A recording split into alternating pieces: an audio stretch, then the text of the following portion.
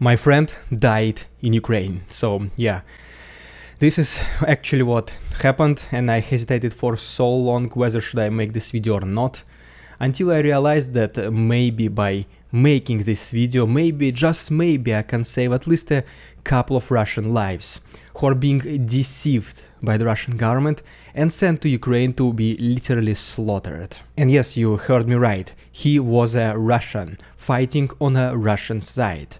But he was just a regular person, just like you and me. He had a family with 2 kids, he was my father's business partner, and he was also, after all, my lifelong friend, who I knew probably since 6 or 7 years old.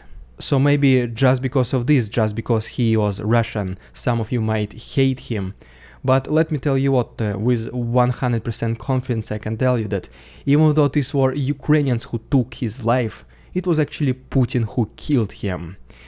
And long story short, under no circumstances he deserved such fate. And I already made a video about him, how he was being deceived by the Russian army and sent it to Ukraine like a couple of weeks ago, so if you want to have a full picture, go ahead and watch this video as well.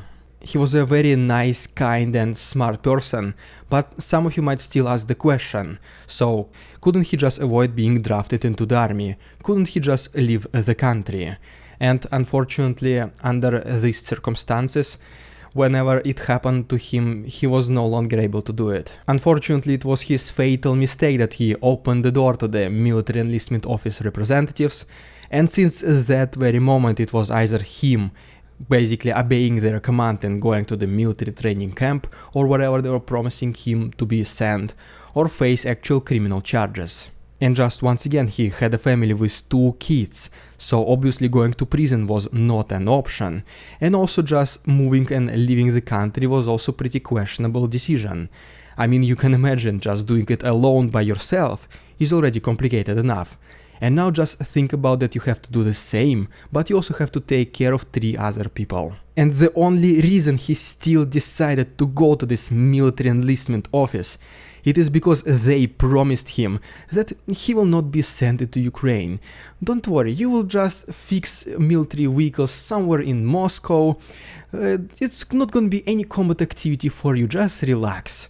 And he ended up dying near Svatove, in one of the hottest spots in Ukraine. He trusted the Russian army and the Russian propaganda that everything will be fine, that in case something happens his family will be looked after, and apparently this turned out to be a lie as well. All of these promises for these big compensations for the families who lost their relatives in Ukraine, help with the utilities like free education for kids and some support from the government or even the notorious Lada, none of this happened. And the only thing that the Ministry of Defense of Russia actually helped him with was his funeral. And even here, they were not able to cover the entire cost, they just covered like the basic needs. The majority was still paid by the relatives and friends. And the most humiliating part is that the Russian authorities, they brought their own like these flowers that you put in these funeral ceremonies, and they placed them right in the middle, pushing aside the other flowers from relatives and friends, showing that the government also cares about him, the government grieves with you. That there was even some kind of a random local authorities representative who gave the very basic eulogy. You can just literally replace the first and the last name and just read exactly the same text to the next family. Oh, you know, he was a hero, we feel your pain, we feel so sorry about your loss, he was the protector of the motherland, he was the savior of future, and stuff like this. And the funeral itself lasted exactly 2 hours, not a minute longer, because guess what? After them it was another family waiting to bury their son, and 2 hours later it was another family waiting to do exactly the same. Just like this, 16 hours per day, 7 days per week. It almost even started feeling like that the Russian government finally made something that works perfectly, which is this well-oiled machine conveyor belt for burying their own citizens. And so in this war it might become very easy to forget that these are still both humans on both sides, that yes, maybe some of them are worse than the others, but after all, these are all just the human beings.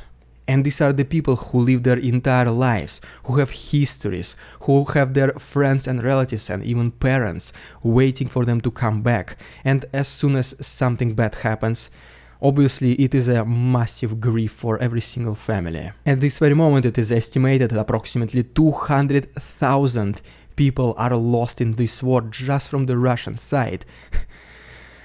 And now just think about how many millions other people, families, friends are devastated by this as well.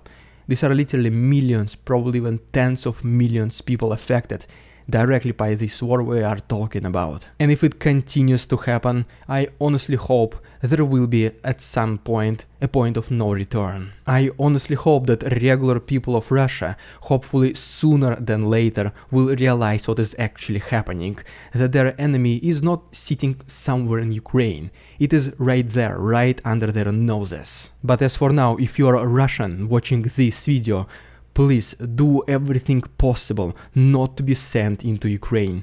There is no internal glory. You are not protecting the future of humankind. You are not protecting your motherland. There is no support from the government, nothing like this. All of these are just lies. They do not care about you. Your family will not be looked after. And if you just think about money, definitely it is not worth it. You simply cannot protect your homeland by invading another country, but you can save your future if you act differently.